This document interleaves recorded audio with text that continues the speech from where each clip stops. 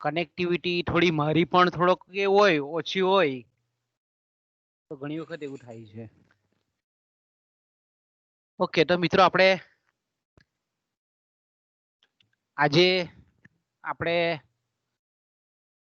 એકમ નંબર 1 નો જે બીજો ભાગ છે, આપણે લાસ્ટ પીરિયડમાં સમગ્ર લક્ષી અર્થશાસ્ત્ર અને ખાસ કરીને મેં કીધું તેમ કે લાસ્ટ પીરિયડમાં આપણે જે જોયું તે કે સમગ્ર લક્ષી અર્થશાસ્ત્રનો અર્થ, એની મહત્વ, એનું અભ્યાસ ક્ષેત્ર અને એની મર્યાદાઓ, આટલી વસ્તુ આપણે લાસ્ટ ટાઈમે જોઈ ગયા. તો મિત્રો આપણે જાણીએ છીએ તે પ્રમાણે કે અર્થશાસ્ત્ર ના જે આર્થિક પાસા છે, આર્થિક ઘટનાઓ છે, આર્થિક બનાવો છે, આર્થિક હકીકતો છે, તેને તેની અભ્યાસ કરવાની પદ્ધતિ પર આધારિત બે અર્થશાસ્ત્રોની આપણે લાસ્ટ પીરિયડમાં ચર્ચા કરી ગયા. ઓકે, તો મિત્રો આપણે જાણીએ છીએ તે પ્રમાણે કે ત્યાર પછીનો જે આપણો ટોપિક છે એ છે માંગ વિશ્લેષણ. અને ખાસ કરીને આપણે જાણીએ છીએ તે પ્રમાણે કે ભાઈ માંગ વિશ્લેષણમાં ખાસ કરીને માંગ એટલે શું, માંગનો અર્થ શું થાય છે, વસ્તુની માંગના અલગ અલગ પ્રકારો કેટલા છે, માંગને નક્કી કરતા અથવા તો એના જે નિર્ણાયક પરિબળો છે, નક્કી કરનાર પરિબળો છે, નિર્ધારક પરિબળો છે, એનો પણ આપણે અભ્યાસ કરવાનો છે. અને ત્યાર પછી આપણે જાણીએ છીએ તે પ્રમાણે કે માંગ વિધેય એ આપણા આ એકમ નંબર 1 નો લાસ્ટ પોર્શન બને છે, લાસ્ટ ભાગ બને છે. તો મિત્રો આપણે જાણીએ છીએ તે પ્રમાણે કે માંગ વિશ્લેષણમાં પેલો જે ખ્યાલ છે તેને આપણે માંગનો ખ્યાલ કહીએ છીએ. તો સામાન્ય રીતે આપણે એમ કહીએ કે કોઈ પણ પેઢી હોય કે કોઈ પણ વેચનાર હોય અથવા કોઈ પણ વ્યક્તિ હોય, ધંધાદારી માણસ હોય, એ વસ્તુના વેચાણને, વસ્તુનું વેચાણ એટલે વસ્તુની માંગ ને અસર કરતા પરિબળો શોધી કાઢવા, એનું માપન કરવું એ સમગ્ર માંગ વિશ્લેષણનો કોઈ પણ પેઢીની દ્રષ્ટિએ ખૂબ મહત્વ છે. માંગ વિશ્લેષણ આપણે જાણીએ છીએ તે પ્રમાણે કે વસ્તુનું વેચાણ કરતા પરિબળો કયા છે, વસ્તુના ભાવોમાં કે વસ્તુની કિંમતમાં ફેરફાર કરવામાં આવે તો એની વેચાણ વૃદ્ધિ પર કેટલી શક્યતા થાય છે, વસ્તુની કિંમતમાં જે ટકાવારી ફેરફાર કરવામાં આવે છે એને પરિણામ સ્વરૂપ વસ્તુની માંગમાં કેટલો ટકાવારી ફેરફાર થાય છે,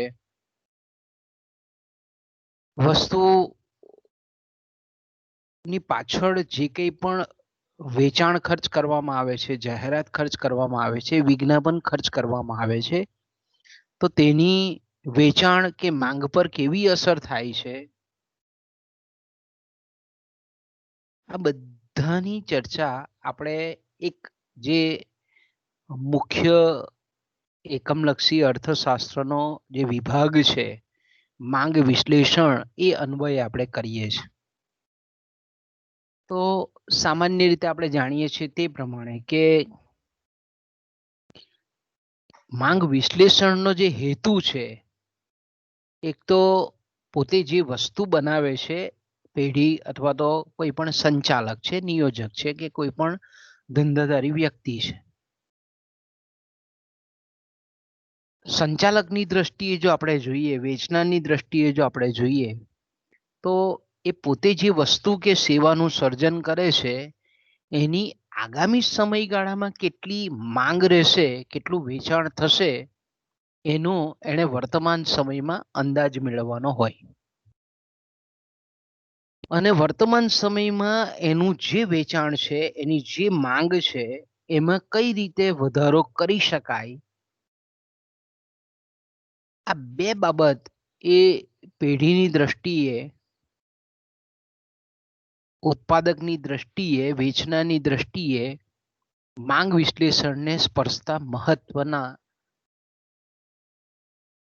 બે પરિબળો છે, બે બાબતો છે. કારણ કે આપણે જાણીએ છીએ તે પ્રમાણે કે પેઢી જે છે, જે ધંધાદારી વ્યક્તિ છે, એની બધી જ જે પ્રવૃત્તિ છે આયોજનની, એને જે પ્લાનિંગ કરવાનું છે ભવિષ્યને ધ્યાનમાં રાખીને, એના પાયામાં એ વસ્તુ જે બનાવે છે એની આગામી સમયગાળામાં કેટલું વેચાણ થશે, કેટલી માંગ થશે, એનો સમગ્ર આયોજનનો જે પાયો છે, એનો જે મદાર છે, આપણે એમ કહીએ, તે માંગની આગાહી છે. કારણ કે એના પરથી જે નક્કી કરી શકે કે ભાઈ કેટલા ઉત્પાદનના સાધનો એને ખરીદવા, કેટલું મૂડી રોકાણ કરવું, મૂડી રોકાણ કરવા માટે મૂડી ક્યાંથી લાવવી, બેંકમાંથી ધિરાણ લેવું કે નાણાકીય સંસ્થા પાસેથી ધિરાણ લેવું કે કોઈક ભાગીદાર બનાવવો, એ જ રીતે તમામ જો આપણે એને જે કંઈ પણ આયોજન કરવાનું છે, એ મૂડીરોકાણને લગતી બાબત હોય કે કાચા માલ સામાનનો કેટલો સ્ટોક કરવાનો છે, કેટલું ઉત્પાદન કેટલા એકમોનું કરવું, આ બધાનો આધાર પેઢી જે વસ્તુ ઉત્પાદન કરે છે એની વેચાણ આગાહી કેવી છે, ભવિષ્યના આગામી સમયગાળામાં એની માંગ કેટલી છે, એના પર આધારિત છે. એટલે આપણે એમ કહી શકીએ કે માંગ વિશ્લેષણનું ખૂબ મહત્વ છે. માંગ વિશ્લેષણ આપણે એમ કહીએ કે એટલું બધું મહત્વનું છે સંચાલકીય નિર્ણયકરણની પ્રક્રિયામાં કે ડગલે ને પગલે માંગના અંદાજ પરથી જ સંચાલક નિર્ણય લે છે. તો આપણે એમ કહી શકીએ કે ભાઈ જ્યારે માંગ વિશ્લેષણ અગત્યનું છે, એટલે આપણે એમ કહી શકીએ કે માંગનો ખ્યાલ એ પાયાનો ખ્યાલ છે. આપણે બીજા અર્થમાં કહીએ કે ભાઈ તો આપણે સંચાલકોએ માંગ વિશે જાણકારી મેળવવી પડે કે માંગ શું છે. તો સામાન્ય રીતે આપણે એમ કહીએ છીએ કે અર્થશાસ્ત્રમાં માંગ જે શબ્દ છે એ એક વિશિષ્ટ અર્થમાં વપરાય છે.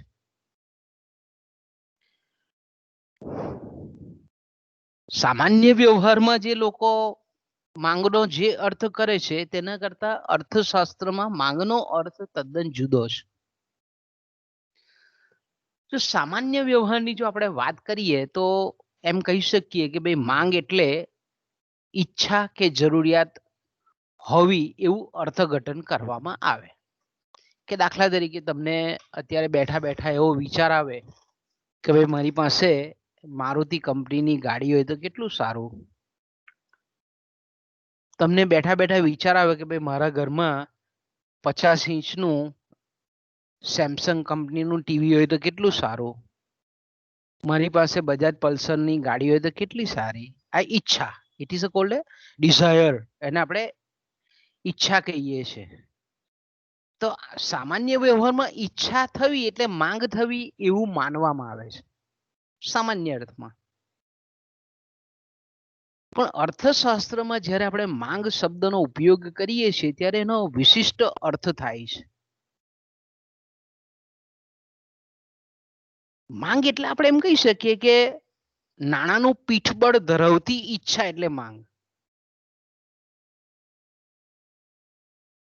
સામાન્ય રીતે આપણે એમ કહી શકીએ કે અર્થશાસ્ત્રની પરિભાષામાં જો આપણે એમ વાત કરવી હોય તો આપણે એમ કહી શકીએ કે માંગ એટલે નાણાંનું પીઠબળ ધરાવતી વસ્તુ પ્રાપ્ત કરવાની ઈચ્છા અને તૈયારી હોવી એટલે માંગ. ઓકે, તો આપણે એમ કહી શકીએ કે અર્થશાસ્ત્રમાં માંગ જે શબ્દ છે તે મેં કીધું તેમ કે માત્ર ઈચ્છા કે જરૂરિયાતને આપણે માંગ કહી શકતા નથી. ઓકે, આપણે ઈચ્છા કે જરૂરિયાતને માંગ કહી શકતા નથી. ખાલી આપણે ઈચ્છા ને જરૂરિયાત હોય તો તેને આપણે માંગ ક્યારે પણ કહી શકીએ નહીં. તો કે માંગ એટલે હું, તો આપણે પ્રશ્ન ઉભો થાય કે માંગ ઇકોનોમિક્સમાં માંગ કોને કહેવાય? તો આપણે એમ કહી શકીએ કે ભાઈ માંગ એટલે વસ્તુ કે સેવા. જો સેવા શબ્દ પણ છે, સેવા એટલે અદ્રશ્ય વસ્તુ એને આપણે કહીએ છીએ. વસ્તુના સંદર્ભમાં જો સેવાને આપણે મૂલવવી હોય તો શું કહીએ છીએ આપણે? અદ્રશ્ય વસ્તુ એટલે સેવા, કે જેને આપણે જોઈ શકાતી નથી, જેને આપણે અનુભવી શકીએ છીએ. તો કે વસ્તુ કે સેવાને પ્રાપ્ત કરવાની ઈચ્છા કે જરૂરિયાત હોવી. પહેલા તો પહેલો બેઝિકલી આપણે અર્થશાસ્ત્રની ભાષામાં માંગ જ્યારે શબ્દ કરીએ છીએ તો પહેલું તો શબ્દ એવો આપણે વાપરવો પડે કે કોઈ પણ વસ્તુ કે સેવા ને પ્રાપ્ત કરવાની ઈચ્છા કે જરૂરિયાત હોવી. ઓકે, બીજું આપણે એમ કહીએ કે બીજી જેને આપણે કન્ડિશન કહીએ છીએ, બીજી જે શરત કહીએ છીએ, વસ્તુ કે સેવા માટે વ્યક્તિ પાસે પૂરતી ખરીદ શક્તિ, પૂરતું નાણું હોવું. ઓકે, બીજી શરત છે. અને ત્રીજી જે બાબત છે કે વસ્તુ કે સેવા પર નાણું ખર્ચ કરવાની તૈયારી હોવી. ઓકે, તો હવે ત્રણે ત્રણને આપણે એક ઉદાહરણની મદદથી સમજીએ. દાખલા તરીકે કોઈક વ્યક્તિ છે, એક્સ નામનો વ્યક્તિ છે, એને મોટર કાર લેવાની પૂરેપૂરી ઈચ્છા છે. બરાબર, એને મોટર કાર ખરીદવાની ઈચ્છા છે. ઓકે, એવું વિચારે છે કે ભાઈ મારી પાસે ફલાણી કંપનીની મોટર હોય તો ઘણું સારું, એને ઈચ્છા થાય છે. ઓકે, બીજું આપણે એમ કહીએ કે વ્યક્તિ ધારો કે એની પાસે નાણાં હોય તો ખર્ચી પણ નાખે, એટલે ત્રીજી શરતનું પણ એનું પાલન થાય. દાખલા તરીકે આપણે કે વસ્તુ કે સેવા પર નાણું ખર્ચ કરવાની તત્પરતા દર્શાવે છે, તૈયારી પણ દર્શાવે છે.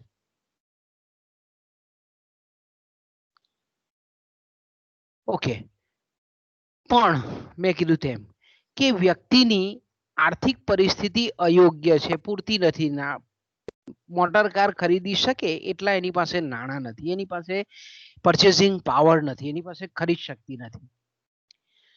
તો આપણે એમ કહીએ કે અર્થશાસ્ત્રની પરિભાષામાં જ્યારે કંપની પોતાનું ઉત્પાદન માળખું ગોઠવતી હોય, મોટર કાર બનાવતી કંપની છે, એ જ્યારે પણ માંગનો અંદાજ મેળવતી હોય ત્યારે આવા લોકોનો સમાવેશ એમાં નથી કરતી.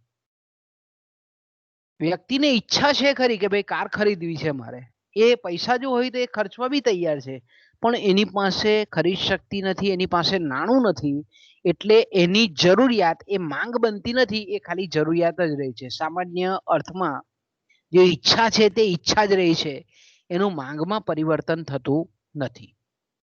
ઓકે, હવે આપણે કોઈ બીજી વ્યક્તિનો વિચાર કરીએ.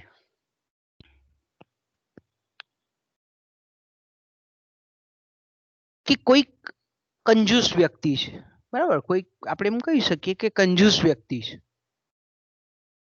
બાજુવાળો કાર લાવ્યો, એના પડોશી છે તે કાર લાવ્યો,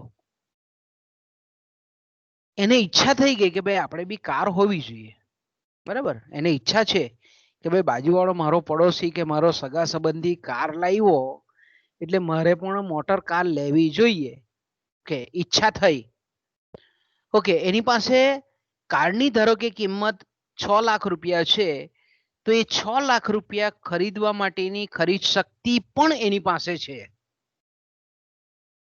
મોટર કાર ખરીદવાના નાણાં પણ એની પાસે છે, બેંકમાં મૂકેલા છે. ઓકે, પણ સ્વભાવે કંજૂસ છે, કૃપણ છે. એટલે આપણે એમ કહી શકીએ કે એના ખિસ્સામાંથી પૈસા છૂટતા નથી, બેંકમાંથી પૈસા ઉપાડીને ખર્ચવા તૈયાર નથી.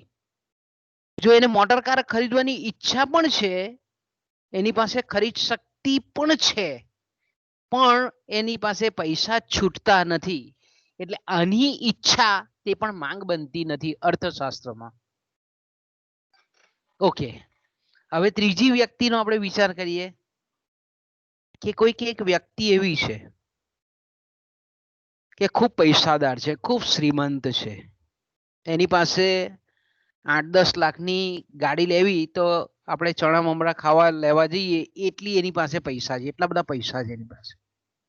સામાન્ય રીતે આપણે જો 50-100 રૂપિયાના ચણા દાણા લેવા હોય તો આપણે સહેજ પણ કેવો વિચાર નહીં કરતા, પણ આ એવો છે કે કાર 8-10 લાખની ગાડી લેવી છે, એને કોઈ ટેન્શન નથી, એ બિંદાસથી ખરીદી શકે એટલો બધો પૈસાદાર છે. ઓકે, એ ખર્ચી બી નાખે એવો ઉદાર પણ છે, પાછો કંજૂસ પણ નથી, પૈસાદાર પણ છે, અને પૈસા એને એવું લાગે કે ભાઈ મારે લેવી છે તો ખર્ચી બી નાખે, અને પાછું એવું કોઈ કંજૂસ નથી કે ભાઈ પૈસાના ખિસ્સામાં જ નહીં નીકળે. 8ના 10 ને 10ના 15 લાખ પણ નીકળી જાય એવો માણસ. પણ આવા માણસને ધારો કે કાર લેવાની જ ઈચ્છા નથી, તો એની પણ આપણે એમ કહીએ કે એ પણ માંગમાં એનો સમાવેશ થતો નથી. ખરીદ શક્તિ પણ છે, ખર્ચ કરવાની તૈયારી પણ છે, કે ઘણા લોકો એવા હોય કે એની ઈચ્છા જ નહીં થતી હોય, પૈસા પણ છે, ઉદાર બી છે, સ્વભાવ બી સારો છે, ખર્ચી નાખે એવો કેપેબલ માણસ, છતાં એને ઈચ્છા જ નથી થતી, એવા ઘણા માણસો આપણને દેખાય. તો જ્યારે કાર બનાવતી કંપની છે તે એના માંગનો અંદાજ મેળવતી હોય તો આવી શ્રીમંત વ્યક્તિનો પણ સમાવેશ નથી કરતો માંગમાં.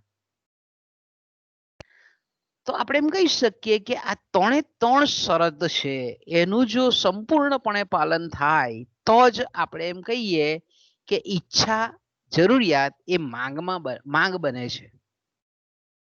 એટલે કે કોઈ પણ વ્યક્તિ હોય એ વસ્તુ કે સેવાને પ્રાપ્ત કરવાની ઈચ્છા ધરાવતો હોવો જોઈએ, એની જે કંઈ પણ કિંમત છે એ કિંમત ચૂકવવા માટે સક્ષમ હોવો જોઈએ, એટલે કે એના પાસે નાણું હોવું જોઈએ, પૂરતી ખરીદ શક્તિ હોવી જોઈએ, અને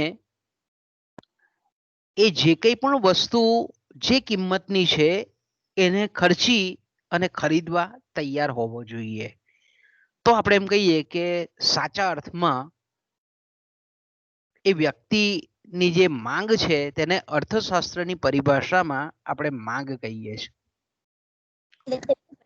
એટલે આપણે એમ કહી શકીએ કે એને સૂત્રાત્મક રીતે આપણે બતાવવું હોય તો આપણે એમ કહી શકીએ કે માંગ એટલે કોઈ પણ વસ્તુની માંગ, કોઈ પણ સેવાની માંગ એટલે વસ્તુ કે સેવા ખરીદવાની ઈચ્છા વત્તા એને એની જે કંઈ પણ કિંમત છે એને ખરીદવાની શક્તિ વત્તા એની ખરીદવાની તૈયારી. તો આ 3 શરતોનું એકી સાથે એક જ સાથે, હા, કોઈ પણ શરત જો આપણે કહીએ પાલન થયા વગરની રહી તો વાસ્તવમાં આપણે એમ કહીએ કે અર્થશાસ્ત્રની પરિભાષામાં એને આપણે માંગ કહેવાય નહીં. ઓકે, હવે આપણે એમ કહીએ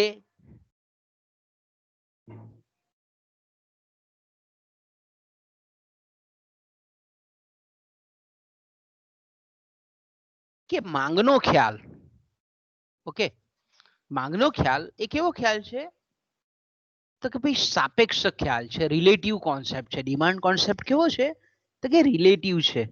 આપણે જ્યારે પણ માંગનો ખ્યાલ પ્રદર્શિત કરીએ છીએ ત્યારે આપણે એમ કહી શકીએ કે હંમેશા નિશ્ચિત સમય, કિંમત અને સ્થળના સંદર્ભમાં એને આપણે સમજીએ છીએ.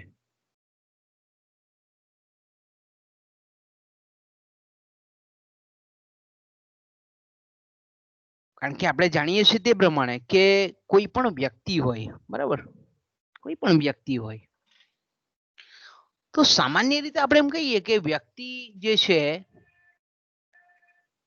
એની અલગ અલગ સમયે અલગ અલગ વસ્તુ પ્રત્યે, જો અલગ અલગ સમયે અલગ અલગ વસ્તુ પ્રત્યે અલગ અલગ કિંમતે એની માંગ એ જુદી જુદી હોય છે.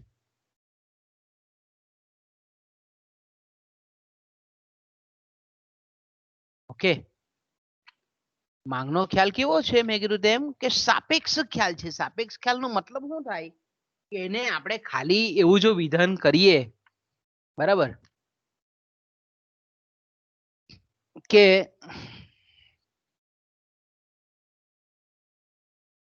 મોટર કારની માંગ 1000 એકમની છે. ઓકે, આપણે ખાલી આવું જો વિધાન કરીએ, તમે ભવિષ્યમાં ધારો કે કોઈ પરીક્ષા આપવા જાઓ, કોઈ કોમ્પિટિટિવ એક્ઝામ છે, ક્લેરિકલ ક્લાર્કની એક્ઝામ છે, કે પોલીસ ખાતાની એક્ઝામ છે, કે કોઈ પણ એક્ઝામ તમે ભવિષ્યમાં બેંકની હોય કે વીમા કંપનીની હોય, અને ત્યારે તમે નોકરી માટે જ્યારે કોઈક એક્ઝામ આપવા જાઓ અને ત્યાં તમને એવો પ્રશ્ન પૂછે કે ભાઈ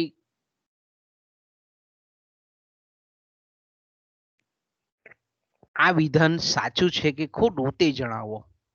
ઓકે, તમને આવું ખાલી મૂકી દઈ સેન્ટેન્સ કે મોટર કારની માંગ 1000 એકમોની છે, તો તરત જ આપણી પેન એટલી ઝડપથી ઉઠવી જોઈએ અને તરત ક્રોસ કરી નાખવું પડે કે આ વિધાન ખોટું છે. આ વિધાન કેવું છે? ખોટું છે. કારણ કે માંગનો ખ્યાલ એ મેં કીધું તેમ કે સાપેક્ષ ખ્યાલ છે. આ હું જે વિધાન બોલ્યો તે કેવું છે? નિરપેક્ષ વિધાન છે. જ્યારે આપણે કોઈ પણ વસ્તુની કે સેવાની માંગનો ઉલ્લેખ કરતા હોઈએ ત્યારે મેં કીધું તેમ કે ઘણા બધા પરિબળોના પરિપ્રેક્ષ્યમાં એને આપણે પ્રદર્શિત કરવો પડે, અન્યથા એ વિધાન ખોટું જ હંમેશા પડે. કારણ કે માંગ એ મેં કીધું તેમ કે નિશ્ચિત સમયે અને નિશ્ચિત કિંમતના સંદર્ભમાં જ સમજવામાં આવે છે. દાખલા તરીકે આપણે એમ કહીએ કે 2 દિવસ પછી 3 દિવસ પછી ઉત્તરાયણ આવે છે, તો આપણે પતંગની માંગનો વિચાર કરીએ તો આપણે એમ કહી શકીએ કે પતંગની આ કિંમતે આટલી સાઈઝની આ શહેરમાં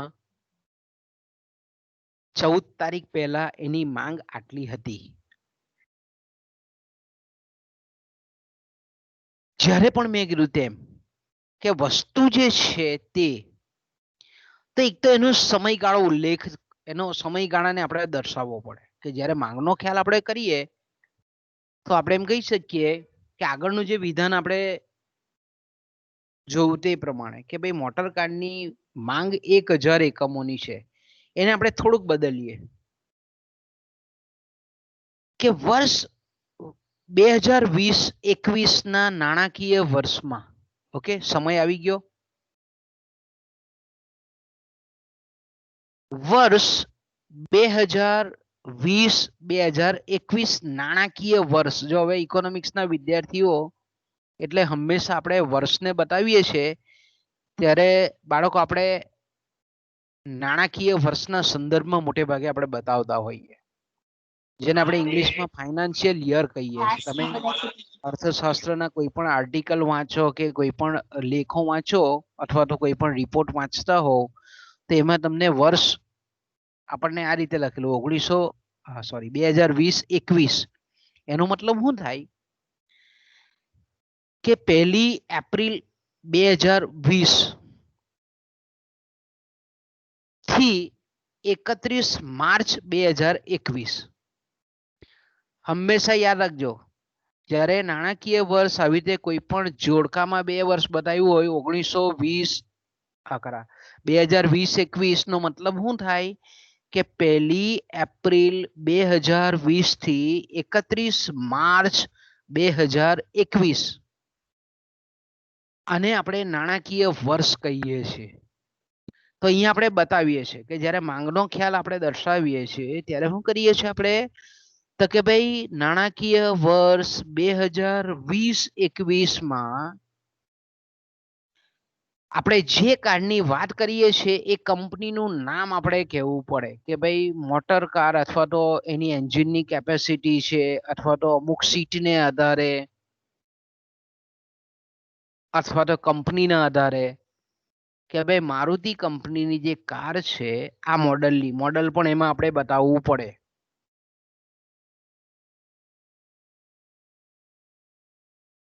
₹6,00,000ની કિંમતે એની માંગ રાજપીપળા શહેરમાં, નર્મદા જિલ્લામાં, ગુજરાત રાજ્યમાં, ભારતમાં 1,000 એકમની હતી. તો આ વિધાન જે છે તે વિધાન વાસ્તવમાં સાચું વિધાન છે.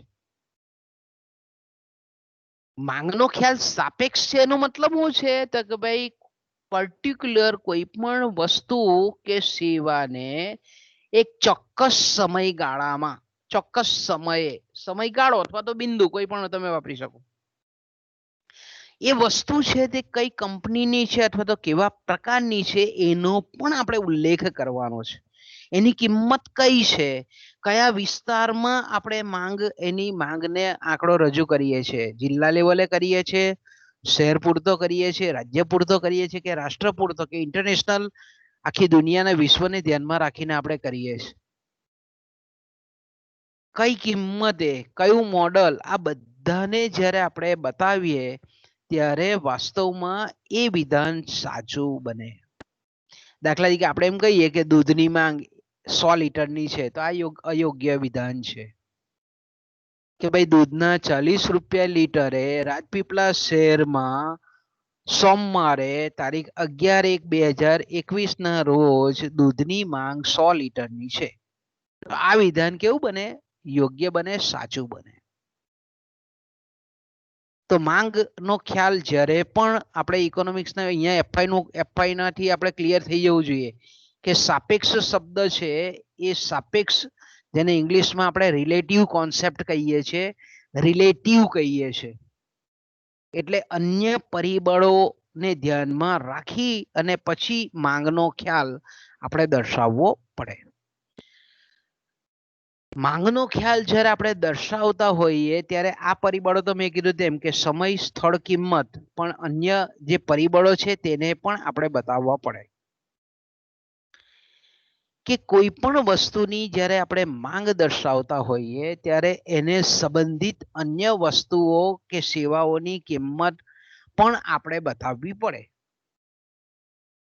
ઓકે, અન્ય સંબંધિત વસ્તુઓની કિંમત એટલે હું? તો કે દાખલા તરીકે આપણે મારુતિ કંપનીના કારની સંદર્ભમાં મોટર કારની માંગ જો બતાવતા હોઈએ ત્યારે આપણે એવું બતાવવું પડે કે ટાટા કંપનીનું આ મોડલ એની આ કિંમત હતી ત્યારે.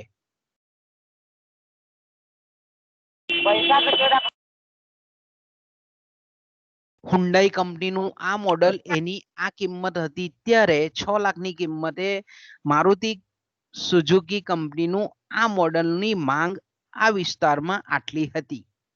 એટલે અન્ય સંબંધિત વસ્તુઓની કિંમતને પણ આપણે દર્શાવવી પડે. બીજું આપણે એક કન્ડિશન એવી બી કરી લેવી પડે કે જ્યારે પણ આપણો માંગનો ખ્યાલ પ્રદર્શિત કરીએ છીએ ત્યારે ગ્રાહકની આવક છે, ગ્રાહકની રુચિ છે, ગ્રાહકની પસંદગી છે, એની ટેવ છે, આ બધા જે પરિબળો છે તે સ્થિર છે, યથાવત છે, એ બાબતનો પણ આપણે ઉલ્લેખ કરીએ. સાથે સાથે આપણે એમ કહીએ કે વસ્તુની ગુણવત્તામાં પણ જ્યારે પણ આપણે માંગ વિશ્લેષણના સંદર્ભમાં જ્યારે માંગનો ખ્યાલ આપણે પ્રદર્શિત કરીએ છીએ ત્યારે વસ્તુની ગુણવત્તા પણ ચોક્કસ પ્રકારની વસ્તુની ગુણવત્તાના સંદર્ભમાં એનો આપણે ઉલ્લેખ કરવો પડે છે. તો જ આપણે એમ કહી શકીએ કે માંગનો ખ્યાલ આપણે સાચી રીતે દર્શાવેલો છે એમ કહેવાય. એટલે સામાન્ય વ્યક્તિ અને આપણે અર્થશાસ્ત્રના વિદ્યાર્થી તરીકે આપણને આ બાબતનું બહુ સ્પષ્ટ ક્લેરિફિકેશન હોવું જોઈએ કે ભાઈ માંગ એટલે એકચ્યુઅલમાં શું, માંગ એટલે આને આપણે સાચા અર્થમાં માંગ કહીએ. ઓકે, તો ટૂંકમાં આપણે એમ કહી શકીએ કે કોઈ પણ વ્યક્તિ કોઈ એક વસ્તુની કોઈ નિશ્ચિત કિંમતે અને જે પ્રમાણમાં ખરીદી કરવાની તૈયારી બતાવે છે તે એને આપણે સાચા અર્થમાં વસ્તુની માંગ કહેવામાં આવે છે. માંગ એટલે મેં કીધું તેમ કે નાણાંનું પીઠબળ ધરાવતી ઈચ્છા છે તેને આપણે માંગ કહીએ છીએ. માંગનો ખ્યાલ મેં કીધું તેમ કે સાપેક્ષ ખ્યાલ છે. ગ્રાહકની આવક, નિશ્ચિત સ્થળ, નિશ્ચિત સમય, નિશ્ચિત કિંમત, અવેજી અને પૂરક વસ્તુઓના ભાવો, ગ્રાહકની રુચિ, પસંદગી, ટેવ, ફેશન, વસ્તુની ગુણવત્તા, આ બધા પરિબળોના સાપેક્ષમાં માંગને આપણે દર્શાવવામાં આવે છે. ઓકે, તો આપણે એમ કહી શકીએ કે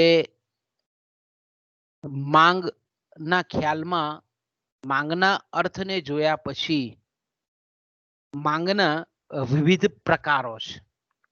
ઓકે, માંગના વિવિધ પ્રકારોમાં આપણે એમ કહીએ કે પરીક્ષામાં તમને ટૂંકા પ્રશ્નમાં પણ ઘણી વખત પૂછે છે કે ભાઈ માંગના કેટલા પ્રકારો છે, કયા કયા પ્રકારો છે, એનો ઉલ્લેખ કરો. તો બાળકો માંગના આપણે પ્રમુખ રીતે મુખ્યત્વે આપણે એમ કહી શકીએ કે આ રીતે 6 પ્રકારો છે. પહેલો જે પ્રકાર છે એને આપણે વપરાશી વસ્તુઓની માંગ કહીએ છીએ. એને આપણે ઉપભોગતા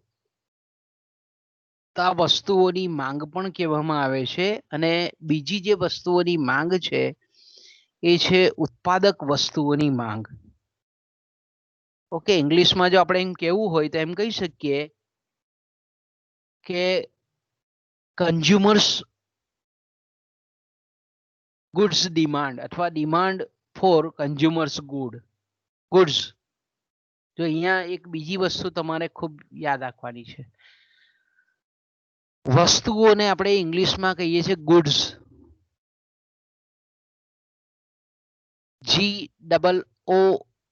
GOODS, ગુડ્સ. ગુડ એટલે સારું, પણ એની પાછળ એસ લાગે એટલે એને વસ્તુઓ તરીકે ઓળખીએ છીએ. એટલે વપરાશી એટલે જે કન્ઝ્યુમેબલ છે તે. અને બીજું છે ઉત્પાદક, જેને આપણે પ્રોડ્યુસર્સ ગુડ્સ કહીએ છીએ. પ્રોડ્યુસર્સ એટલે ઉત્પાદકો જે વસ્તુઓની માંગ કરે છે તે. ઓકે, બીજો જે પ્રકાર છે એ છે નાશવંત વસ્તુઓની માંગ અને ટકાઉ વસ્તુઓની માંગ. બીજો જે પ્રકાર છે નાશવંત વસ્તુઓની માંગ એટલે જેને આપણે ઇંગ્લિશમાં કહીએ છીએ demand for perishable goods. Demands for perishable goods અને demands for durable goods or sustainable goods એવો શબ્દ પણ એના માટે આપણે વાપરીએ છીએ. ત્રીજો જે પ્રકાર છે તેને આપણે વ્યુત્પન્ન માંગ, જેને આપણે પરોક્ષ માંગ તરીકે પણ ઓળખીએ છીએ. અને ઇંગ્લિશમાં એને આપણે કહીએ છીએ ડિપેન્ડન્ટ ડિમાન્ડ. ડિમાન્ડ એ કેવી છે? ડિપેન્ડન્ટ છે. અને બીજી જે છે તેને આપણે સ્વાયત્ત માંગ અથવા તો એને સ્વતંત્ર માંગ તરીકે પણ ઓળખીએ છીએ. ઓટોનોમસ ડિમાન્ડ જેને આપણે કહીએ છીએ. એટલે સ્વતંત્ર માંગ અને પરતંત્ર માંગ એવો પણ વિભાગ આપણે પાડી શકીએ. પ્રત્યક્ષ માંગ અને પરોક્ષ માંગ એ રીતે પણ આપણે એને ઓળખાવી શકીએ. ચોથો જે પ્રકાર છે એ પેઢીની માંગ અને ઉદ્યોગની માંગ. ઓકે, પેઢીની માંગ અને ઉદ્યોગની માંગ. ઓકે, એટલે આપણે કહીએ કે એક આર્થિક એકમની માંગ અને ઘણી બધી પેઢીઓનો સમૂહ તેને આપણે ઉદ્યોગ કહીએ છીએ. એટલે ઉદ્યોગની માંગ આ પણ એક તફાવત છે એક માંગના પ્રકારોમાં. પછી આવે છે સમગ્ર બજારની માંગ. આખા માર્કેટની માંગ, સમગ્ર બજાર જેટલું પણ એ આપણે જો રાજ્ય કક્ષાનું બજાર હોય કે જિલ્લા કક્ષાનું બજાર હોય કે રાષ્ટ્રવ્યાપી બજાર હોય કે આંતરરાષ્ટ્રીય વ્યાપી બજાર હોય તો એને આપણે સમગ્ર બજારની માંગ કહીએ છીએ. પણ બજારના કોઈક એક ભાગની માંગનો જ્યારે આપણે વિચાર કરતા હોય ત્યારે એને આપણે બજારના કોઈક ભાગની માંગ કહીએ છીએ. છઠ્ઠો જે પ્રકાર છે એ છે ટૂંકા ગાળાની માંગ અને લાંબા ગાળાની. સમયના ટૂંકા ગાળામાં જેને આપણે પ્રવર્તમાન કહીએ છીએ, ચાલુ સમયની માંગ કહીએ છીએ, અને આપણે ટૂંકા ગાળાની માંગ કહીએ છીએ. લાંબા ગાળાની માંગ તો કે ભાઈ સમયના લાંબા ગાળે કે ભાઈ અત્યારે આપણે જાણીએ છીએ તે પ્રમાણે કે આ મહામારીને લીધે ઓનલાઈન કોચિંગ વધારે થાય છે. તો ભવિષ્યમાં આપણે જાણીએ છીએ કે કોમ્પ્યુટરની અને ઇલેક્ટ્રોનિક્સ વસ્તુઓની માંગ વધશે તો એને આપણે લાંબા ગાળાની માંગ કહીએ છીએ. શિક્ષણમાં આપણે એમ કહીએ કે ઇન્ફોર્મેશન કોમ્યુનિકેશન ટેકનોલોજીનો ઉપયોગ વધશે આગામી સમયગાળામાં, તો તેવા સંજોગોમાં આપણે એમ કહીએ કે આવા જે કંઈ પણ સાધનો છે, ઇક્વિપમેન્ટ છે, એની માંગમાં વધારો થશે. તો એને આપણે લાંબા ગાળાની માંગ કહીએ છીએ. ટૂંકા ગાળાની માંગ એટલે શું? તો કે ભાઈ ધારો કે લગ્ન પ્રસંગો કદાચ હવે આ ઉત્તરાયણ પતે ને કમૂરતા ઉઠી જાય પછી લગ્ન પ્રસંગો ચાલુ થાય ત્યારે શાકભાજીની માંગ વધે, મીઠાઈની માંગ વધે, કપડાની માંગ વધે. એ શોર્ટ ટાઈમની માંગ આપણે કહી શકીએ કે ભાઈ આ મકર સંક્રાંતિનો તહેવાર આવે છે તો આપણે એમ કહી શકીએ કે ભાઈ પતંગની માંગ હમણાં 14 તારીખ 15 તારીખ સુધી વધારે રહેશે, પછી આપણે એમ કહીએ કે એની માંગ ઓછી થઈ જાય. તો એને આપણે ટૂંકા ગાળાની માંગ કહીએ છીએ, થોડાક સમયગાળા માટે. તો આપણે એમ કહીએ કે માંગના આ મુખ્યત્વે 6 પ્રકારો છે. ક્રમશઃ આપણે સમજીએ હવે. ઓકે, એટલે પહેલો જે પ્રકાર છે જેને આપણે મેં કીધું તેમ demands for consumers demand, consumers goods demand. તો કે ભાઈ આપણે એમ કહીએ કે અંતિમ ઉપભોગ માટે જે વસ્તુઓને આપણે અંતિમ વપરાશ માટે, ઉપભોગ માટે ખરીદવામાં આવતી હોય તેવી વસ્તુઓને વપરાશી વસ્તુઓ અથવા ઉપભોક્તાની વસ્તુઓ કહેવામાં આવે છે. અને આવી વસ્તુઓની જે માંગ થાય છે તેને આપણે કહીએ છીએ વપરાશી વસ્તુઓની માંગ. ઓકે, વપરાશી વસ્તુઓ એટલે શું? તો કે ભાઈ જે વસ્તુઓનો અંતિમ વપરાશ માટે, અંતિમ એનો યુઝ કરવા માટે ખરીદવામાં આવતી હોય તો તેવી વસ્તુઓની માંગને આપણે ઉપભોક્તાઓની વસ્તુઓની માંગ, વપરાશી વસ્તુઓની માંગ, ઉપભોગ્ય વસ્તુઓની માંગ તરીકે ઓળખવામાં આવે છે. કે દાખલા તરીકે આપણે એમ કહીએ કે ભાઈ ખોરાક છે, બિસ્કિટ છે, દૂધ છે, શાકભાજી છે, કપડા છે, સાબુ છે, મકાન છે, આવી બધી વસ્તુની માંગ કેવી છે? તો કે ભાઈ વપરાશી વસ્તુઓની માંગ છે. આપણે એનો ઉપભોગ કરીએ છીએ, એનો આપણે વપરાશ કરીએ છીએ. વપરાશી વસ્તુઓના પાછા 2 પ્રકાર છે, નાશવંત વપરાશી વસ્તુઓ અને ટકાઉ વપરાશી વસ્તુઓ. તો નાશવંત વપરાશી વસ્તુઓ એટલે એવી વપરાશી વસ્તુઓ કે જેનો માત્ર ને માત્ર એક જ વખત ઉપભોગ થતો હોય, એક જ વખત વપરાશ થતો હોય, તો એવી વસ્તુઓને આપણે નાશવંત વપરાશી વસ્તુઓ કહીએ છીએ.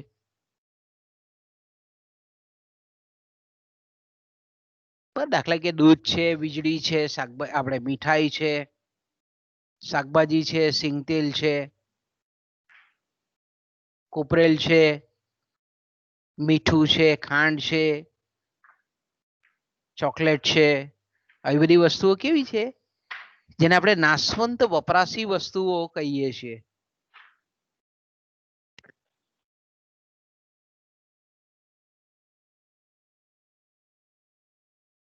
બીજું આપણે પ્રકાર મેં કીધું તેમ કે ટકાઉ વપરાશી વસ્તુઓ. ટકાઉ વપરાશી વસ્તુઓ એટલે કેવી કે જેનો વારંવાર આપણે ઉપયોગ કરી શકતા હોય, જેની સેવાનો લાભ આપણે ઘણા સમયના લાંબા ગાળા સુધી લઈ શકતા હોય. ઘણી બધી વખત આપણે એમ કહીએ કે એના આયુષ્ય દરમિયાન એનો ઘણો બધો ઉપયોગ કરી શકાતો હોય, તો એવી વસ્તુઓને આપણે ટકાઉ વપરાશી વસ્તુઓ કહીએ છીએ. દાખલા તરીકે ટીવી છે, ફ્રીજ છે, મકાન છે, કપડા છે, બરાબર. કપડા આપણે બી એક જ વખત લાવીને પહેરીને ફેંકી નહીં દેતા. આપણે શું કરીએ છીએ? એ કપડાને વારંવાર પહેરીએ છીએ, પછી અમુક ટાઈમ થાય પછી એનું આયુષ્ય પૂરું થાય એટલે પછી આપણે એને ફેંકી દઈએ છીએ. ફ્રીજ છે તો કે ફ્રીજ પણ આપણે આજે લીધેલું હોય તો 2, 4, 5 વર્ષ એનો વપરાશ કરી અને પછી એને આપણે તો અમુક ચોક્કસ સમયગાળા દરમિયાન એનો વારંવાર આપણે ઉપયોગ કરતા હોઈએ છીએ, તો એને આપણે ટકાઉ વપરાશી વસ્તુઓ કહીએ છીએ. એ જ રીતે આપણે એમ કહીએ કે બીજો જે પ્રકાર છે તે ઉત્પાદક વસ્તુઓની માંગ. જ્યારે આપણે એમ કહી શકીએ કે ઘણી એવી વસ્તુઓ છે, બરાબર છે, કે જે અન્ય વસ્તુના ઉત્પાદનમાં વપરાતી હોય, અન્ય વસ્તુઓના ઉત્પાદનમાં વપરાતી હોય, તો તેવી વસ્તુઓને આપણે ઉત્પાદક વસ્તુઓ કહીએ છીએ અને પ્રોડ્યુસર્સ ગુડ્સ કહીએ છીએ. કે દાખલા તરીકે આપણે એમ કહીએ કે કાપડ બનાવવું હોય તો કાચા માલની જરૂરિયાત પડે, રૂની જરૂરિયાત પડે, કોટન દોરાની જરૂરિયાત પડે. તો આપણે એમ કહીએ કે કાચો માલ સામાન છે એ ઉત્પાદક વસ્તુઓ કહેવાય. પછી આપણે એમ કહીએ કે કોઈ પણ વસ્તુનું ઉત્પાદન કરવું હોય તો મશીનોની જરૂરિયાત પડે. મશીન વગર વસ્તુનું ઉત્પાદન નહીં થાય, તો મશીનો છે, પ્લાન્ટ છે, કારખાનાઓ છે, પ્લાન્ટના મકાનો છે, અલગ અલગ પ્રકારના જે સાધનો છે, ઓજારો છે, આ બધી જે વસ્તુઓ છે તેને આપણે ઉત્પાદક વસ્તુઓ કહીએ છીએ. અને શું કહીએ છીએ આપણે?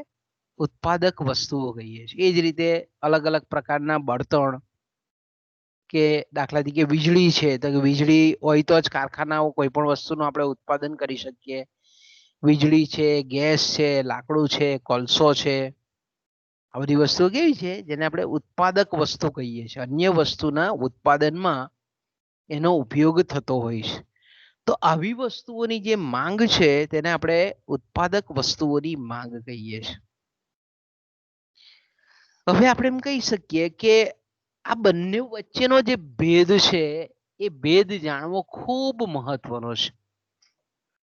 કારણ કે આ બંને વસ્તુઓ અલગ છે, એના ખરીદનારો વર્ગ અલગ છે. એટલે આપણે એમ કહી શકીએ કે વપરાશી વસ્તુઓની માંગ અને ઉત્પાદક વસ્તુઓની માંગ વચ્ચે આપણે ચોક્કસ રીતે તફાવત પડે છે. તફાવતને જાણવો ખૂબ મહત્વનો છે. કારણ કે જ્યારે ઉત્પાદક કે સંચાલક જ્યારે પોતાનું ઉત્પાદન એકમ નાખતો હોય ત્યારે એને ખબર હોવી જોઈએ કે ભાઈ હું જે વસ્તુ બનાવું છું એ વપરાશી વસ્તુના પ્રકારમાં આવે છે કે ઉત્પાદક વસ્તુના પ્રકારમાં આવે છે.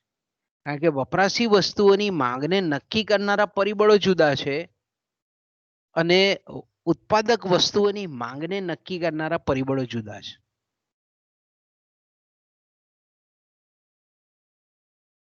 તો આપણે એમ કહી શકીએ કે આ બંને વચ્ચેના પ્રકારના આપણે કહીએ કે ઉત્પાદક અને વપરાશી આ બંને વસ્તુઓની જે માંગ છે એના તફાવતથી સંચાલકો કે પેઢીના માલિકો એ અવગત હોવા જોઈએ, જાણકાર હોવા જોઈએ.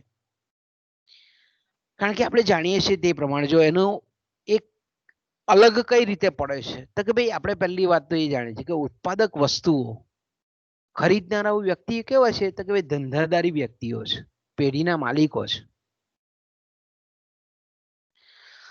જ્યારે પણ આપણે એમ કહીએ કે ધંધાદારી વ્યક્તિઓ જ્યારે ઉત્પાદક વસ્તુની ખરીદી કરતા હોય ત્યારે બહુ જાગૃત હોય, બહુ કોન્શિયસ હોય. એ બરાબર ક્વોલિટી જોઈ. ધારો કે આપણે એમ કહીએ કે કોઈ પણ પેઢી લઈને બેઠેલો વ્યક્તિ હોય તે શું વિચારે કે ભાઈ ચાલ મારે કાચો માલ લેવો છે તો કાચા માલની ક્વોલિટી જોઈ. કારણ કે કાચા માલમાંથી તૈયાર માલ જ્યારે તૈયાર થતો હોય તો તૈયાર માલની ગુણવત્તાનો આધાર કોના પર છે તો કે કાચા માલની ક્વોલિટી પર છે. તો ઉત્પાદક વસ્તુ ખરીદનારો વર્ગ કેવો છે? ધંધાદારી વ્યક્તિ છે. એ જાણે છે કે હું જો કાચો માલ બરાબર સારી ક્વોલિટીનો નહીં લઈશ તો મારો તૈયાર માલ છે તે યોગ્ય રીતે તૈયાર થશે નહીં. એટલે આપણે એમ કહીએ કે એક તો ઉત્પાદક વસ્તુ ખરીદનારો જે વ્યક્તિ છે, ધંધાદારી પેઢીઓ છે, એ ઉત્પાદક વસ્તુની ગુણવત્તાને બરાબર ચકાસે છે.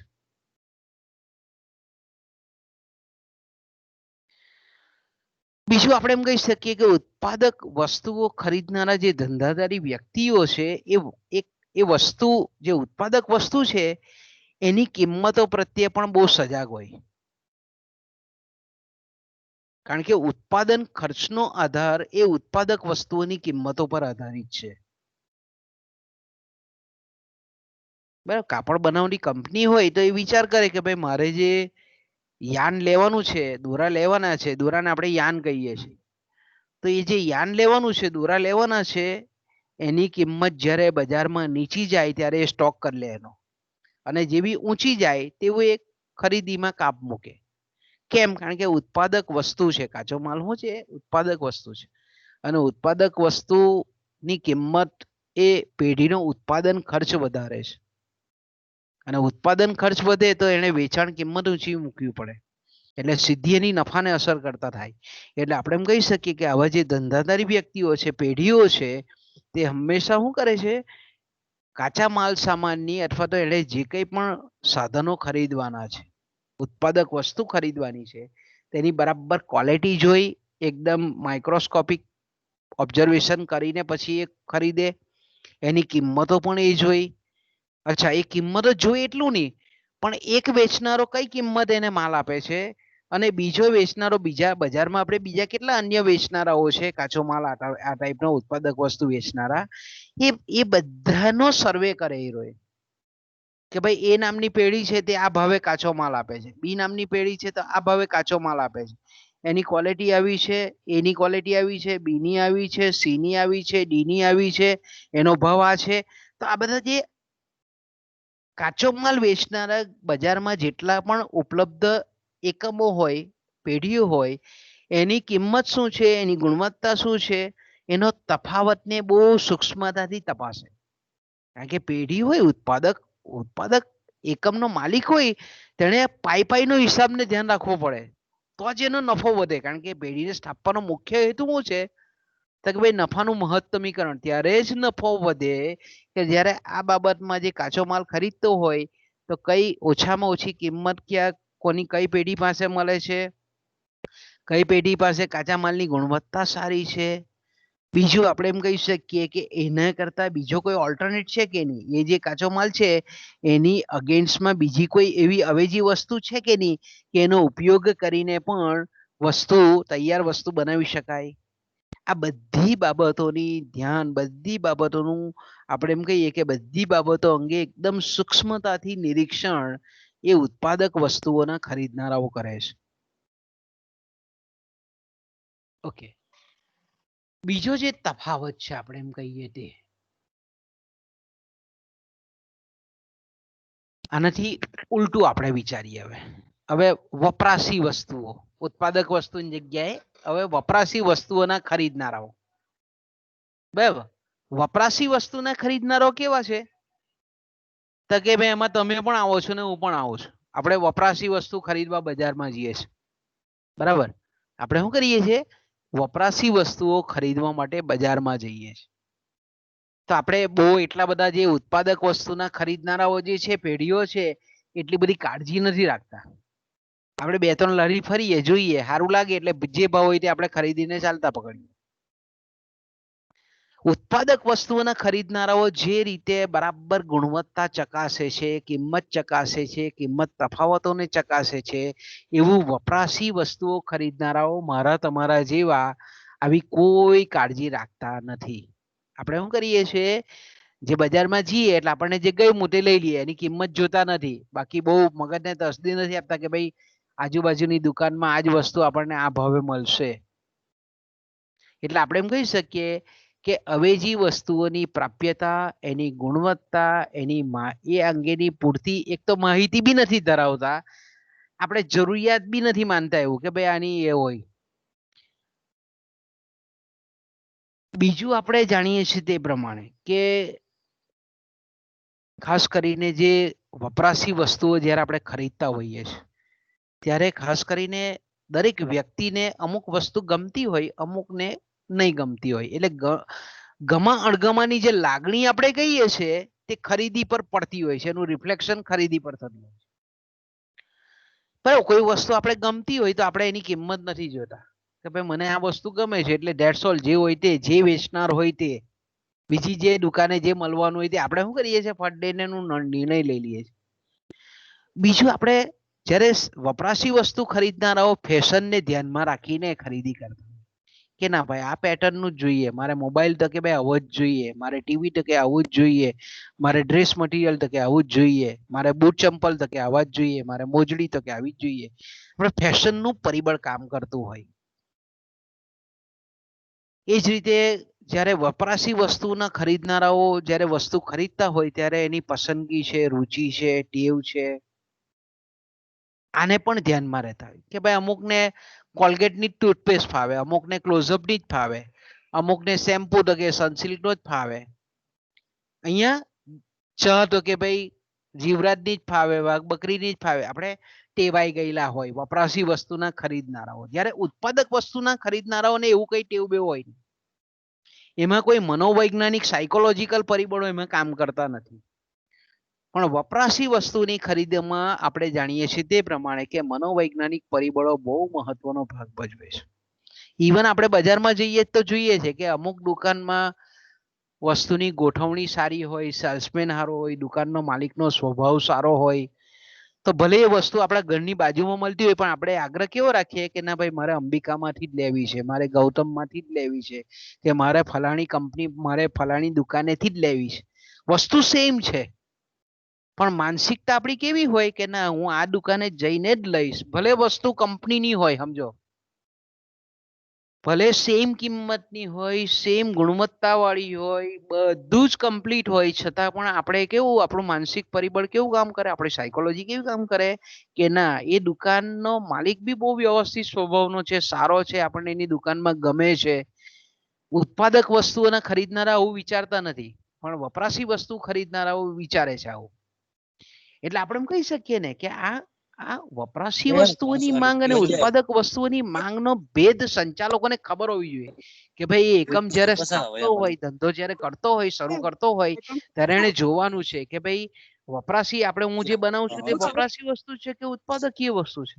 પછી એને આ સાયકોલોજીકલ પરિબળો અસર કરતા હોય એ બધી બાબતોને એને ધ્યાનમાં રાખવાની છે. તો બાળકો અહીંયાથી આપણે અટકવું પડશે કારણ કે મારે છે ને પરીક્ષા લેવાની છે મિત્રો, એટલે અહીંયાથી વિરામ લઈએ. બાકી આ એવો ઇન્ટરેસ્ટિંગ ટોપિક છે કે આપણે આખો દિવસ મજા પડી જાય, મજા આવે એવું છે. તો મિત્રો અહીંયા અટકીએ. 1500 આપણી મીટિંગને વિરામ આપીએ છીએ બાળકો. 2760 વજ્જે અને થઈ ગયા એટલા પૈસા નથી એટલા હોય 27 માંથી 2 ભાગ કરો. ચાલ આ 250 માંગન તો 250 વધ્યા, 250 ને 250 ના 300 વધ્યા.